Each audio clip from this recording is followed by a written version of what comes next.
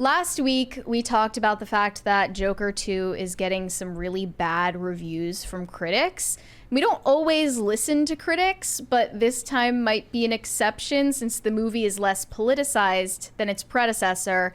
And now, predictions for its box office are coming out. It's set to make far less money than the original Joker, opening to $70 million domestically, just over $25 million less than the first film's opening. So here's the thing, not just with inflation, if you want to think about it differently. In 2019, $96 million went a whole lot farther than $70 million goes in the year 2024. And of course, as we know, the original film was made on a budget of $55 million, which means that they went to profit very, very quickly. This movie is going to have a lot harder time getting there because the budget for the sequel was $200 million before you even get to advertising. Yeah, so the original Joker launched to $96.2 million domestically back in 2019. And again, you can thank journalists for that because the online hype around that movie was such that it basically worked as word of mouth. Because people got so curious about what could be so terrible about this movie. Again, it's like glorifying white incel violence. Well, it's also a Joaquin Phoenix movie, and he's one of those guys that he's a fantastic actor. So people will just go out of curiosity. Like when I first heard about it, I'm like, it doesn't seem like, from visually, it doesn't look like the Joker, but it's Joaquin Phoenix. Are you into musicals? It just depends. It depends on, like, I'm not going to go watch Cats, but I like Rent, you know? Right, so you're not, like, adamantly against them. No, I actually, when I heard about this, and I was like, okay, I don't like that Harley Quinn is not the therapist, but at the same time, I'm like, he's Joker in name only. He's nothing like the actual Joker, and I did like the first Joker movie. There was problems with it, but overall, like, watching it, it got me in the fifis, because it's like, you know, he's kind of messed up. But this one, I'm like, okay, first off, you got all the people that like the first Joker movie that are going to come back. Then you got Lady Gaga, and she's got her own fans. Then you got the people that love Harley Quinn, and they're just going to go watch this. So I was like, the musical aspect of it could work. It could be very, very awful, but it also could be good. So I was like morbidly curious about it. I think at least they're not trying to conceal the fact that it's a musical, as so many do these days. Because people dislike musicals. One of the criticisms that people have is they say that Todd Phillips refused to lean into the musical aspect of it enough, where they don't seem proud of the fact that it's a musical. What I mean by that is just if you watch the trailer, it's not misleading you to think that it's not a musical. Whereas if you look at the trailer for like the Mean Girls reboot, you would have no idea that it was a musical, and you would walk in and be sorely disappointed. Here's a comparison that I think would have worked if you were talking about this. This is based on something where Joker is obviously a much bigger name, part of a much bigger IP. When she made A Star Is Born, Lady Gaga made A Star Is Born with Bradley Cooper. Yeah. They spent $36 million on that, and it brought home $436 million at the box office. It was huge. But wouldn't have had anywhere near the hype that a movie like this should have. So if people are coming out, it's going to have to be based on quality, not just based on name.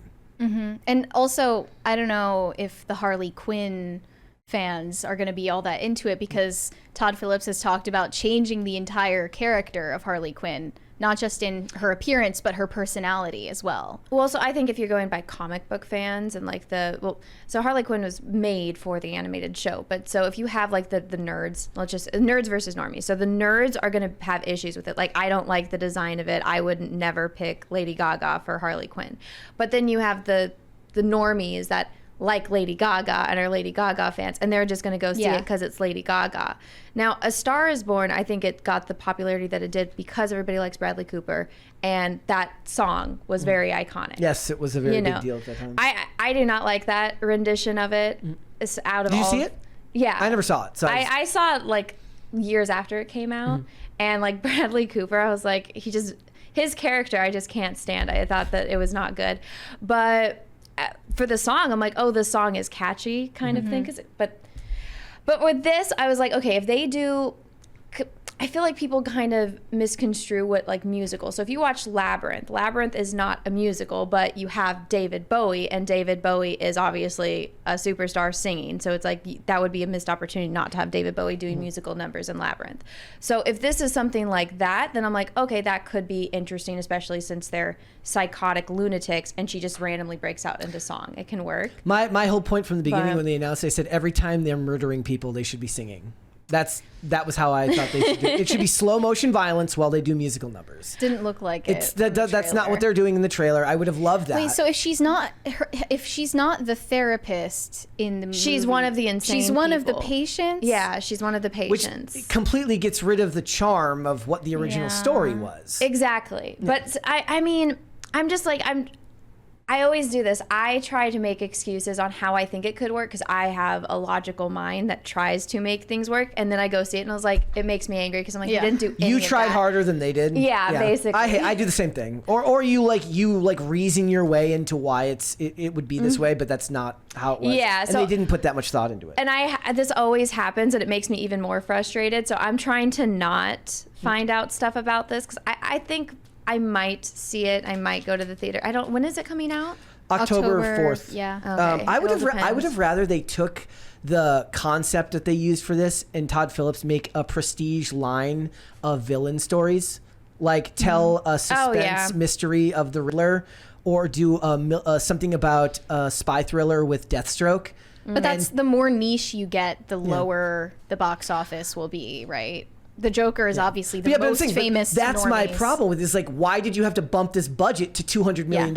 You couldn't have stopped at $100 million. Well, yeah, like, no- did it really need? Did Lady Gaga cost that much? No, I mean, I said the same thing. I was like, he should just do this, keep it low budget and keep him on restrictions and then just do all of the Batman villains. Exactly. And do the exact opposite of Marvel, build up your Batman villains. And so that way, when you do a big movie and they all kind of are running into each other, when Batman shows up, it's kind of like the big deal, but he's not the protagonist. He's the antagonist. My whole pitch for when they were doing Zack Snyder's movies is they should have what they should have done is used Batman as a post-credit character who only appears as heroes are are showing up in the Batcave where he's pointing them out on maps and he's building all the information before he meets Superman later on down the line. But look, they're like the Penguin show's coming out. Do the Penguin as a movie. I don't want to watch 8.5 hours of 80-minute episodes. I hate that shit. I have a love for Colin Farrell, so I might do it. It's the length of the episodes. It's Okay. the fact that it's 8 episodes at 120 minutes a piece or something like that. That's They're like insane. they're like 75 minutes a piece. Okay, the first 4 episodes are like 75 minutes a piece. Look, if I can do that in a theater, that's one thing, but paying that close attention to it for 8 episodes when they're releasing weekly, I don't care for it. I would rather they just let Todd Phillips try to do a Penguin movie in this format. Maybe. Yeah, I don't know. I mean, I just think that it's not going to have the moment that the first Joker had. No, it needed not just because it needed the combative media to do that. Sure, but it's not just because of the combative media, honestly.